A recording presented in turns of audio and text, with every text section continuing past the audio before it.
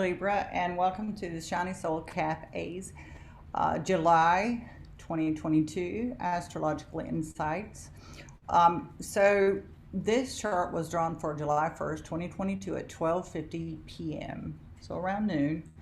And the Sun is in Cancer, Mercury is in Gemini, Venus is in Gemini, and Mars is over here in Aries. The Moon currently in this chart is in Leo. And Pluto is down here in Capricorn, Saturn in Aquarius, Neptune in Pisces, Chiron in Aries, and Jupiter in Aries. So as the month starts, you've had a lot of activity in your one-to-one relationship house. And, you know, it can be a lot to handle to have both Mars and Jupiter in your one-to-one relationship house in Aries. A lot of things have changed over the last couple of weeks for you personally and in your relationships. And so that's where we find ourselves starting. We just had a new moon in Cancer up here in your 10th house, and that is at a square to all of this energy over here in the 7th. So this is the most public part of your chart. It's your public identity, what the house that we consider to indicate our career and our ambitions and our goals. And so there's been a focus on this house for now a little over about a week and a half. The next thing that's going to happen is on July 5th, Mercury is going to move into Cancer, and Mars is going to move into Taurus. Just that shift by itself will change the road going forward, so to speak. Mars is very comfortable in Aries. It can seem pushy. So if someone's been attempting to push their agenda on you or their idea of relationships on you, you may need to either adjust to their desires or what they want going forward, or you may have to withdraw from that relationship. Excuse me. Mercury is going to start giving voice to the Cancer energy that we're now feeling with the Sun in Cancer. On the 10th, we'll have a full moon here the moon will be here in Capricorn. The Sun will be over here at 2121 Cancer. And so that's pretty close to Pluto here. Now this is the house of home and family. And you've been going through some transformations there for a while.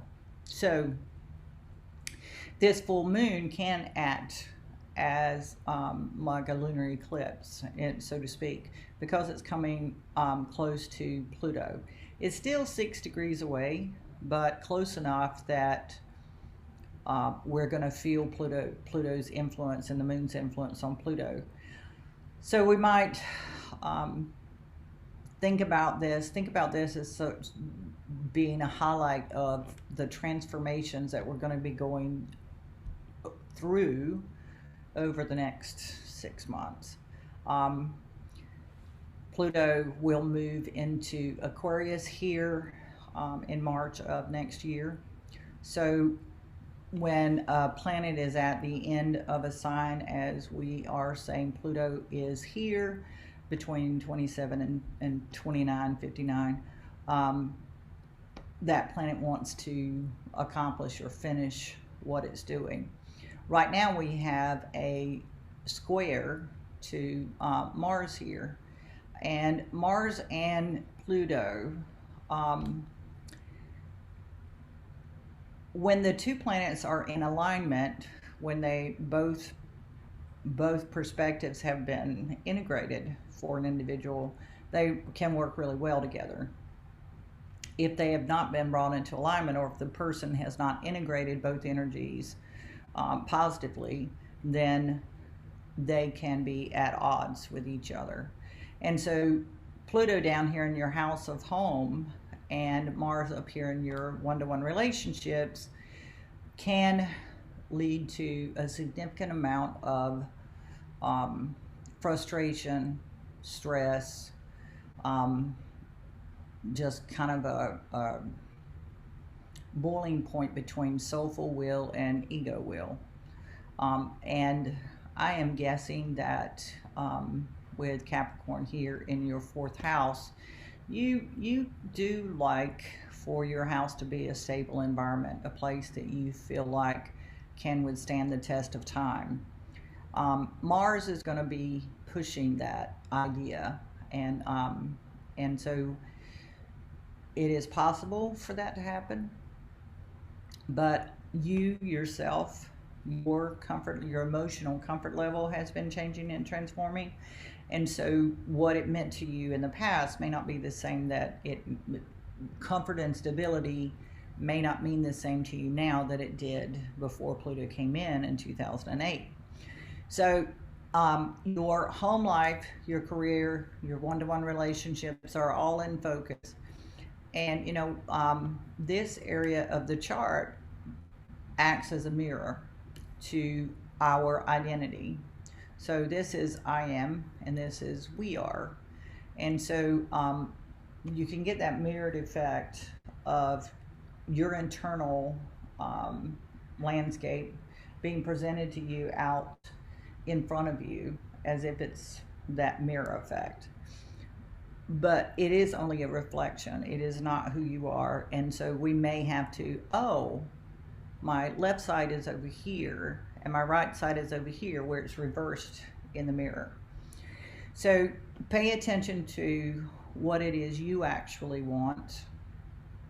And Libras are known to overcompromise for the sake of balance and harmony. And that might not be possible for you right now.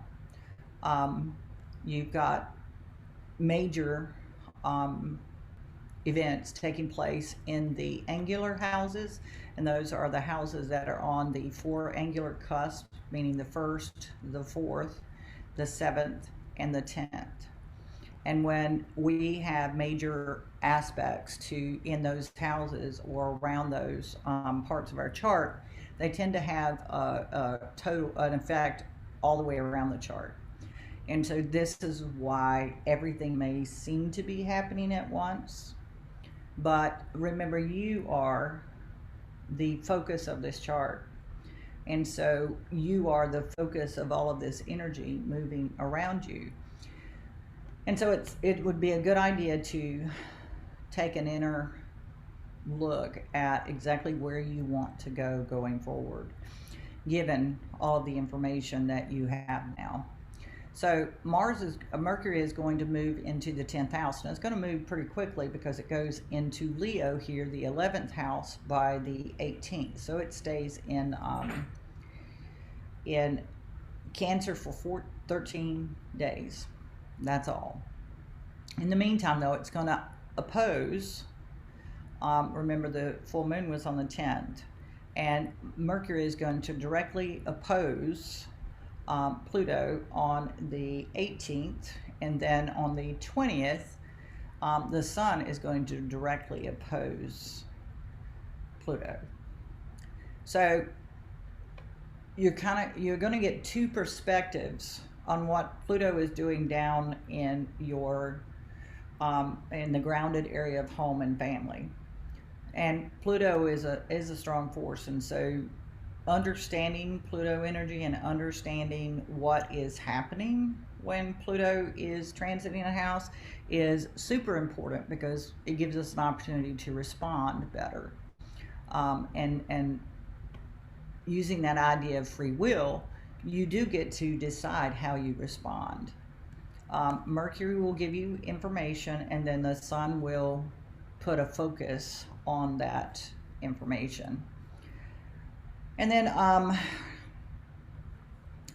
one of the things that's going to happen on August 1st is Mars is going to conjunct Uranus here in your house of other resources.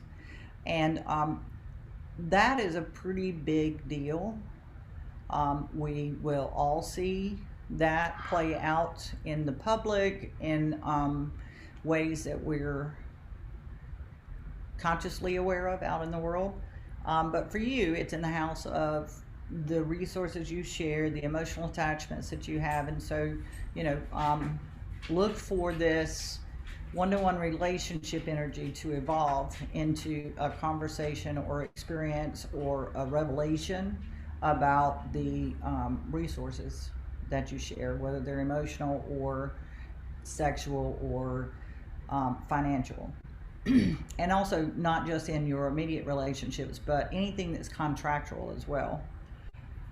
Venus, the planet that rules your sign, will move into Cancer on the 17th, just before Mercury moves into Leo, which means that for about a day you'll have both Mercury and Mars here in Cancer, and it'll happen right after Mercury, or at about just before Mercury opposes Pluto here. And so having Venus there kind of gives you the option to use your abilities to negotiate, to your diplomacy, all of those gifts that Libra natives have naturally. And I suggest you listen to your horoscope for both your rising sign and your sun sign. So if you're Libra sun, this would apply to you as well. If you're some other sun sign but a Libra ascendant, this applies to you as well. You have this your ascendant is kind of your orientation, the orientation of your chart. And so the Venus moving into Cancer, Venus will, in Gemini, Venus has learned to use her words, but and probably very diplomatically, but there's some emotion behind this stuff that you're going through, and Venus will help you understand that emotion and how to maybe balance out that emotional perspective, that emotional awareness going forward. So I think that is about it. So right now we have Pluto and Saturn retrograde and Neptune. Before July ends, we will also have Jupiter retrograde, which will retrograde back here to your 6th house. And we will have Chiron retrograde here in the 7th house, or you will. We have Chiron, everyone will have Chiron retrograde in Aries and Jupiter retrograde in Aries.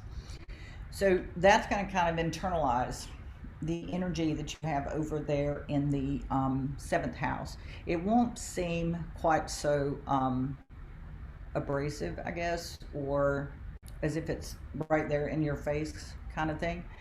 It'll settle down just a little bit. It'll still be there, but it will settle down some.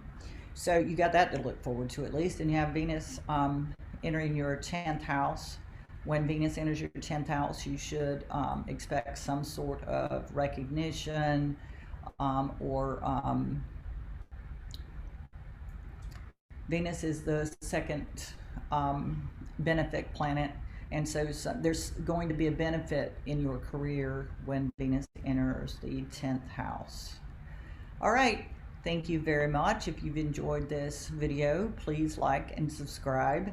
If you have any questions or would like to schedule an appointment, feel free to contact me on my website, solachiron.com. And we will see you in a couple of days for next week's video, or next month for August video. Thank you very, very much, Libra.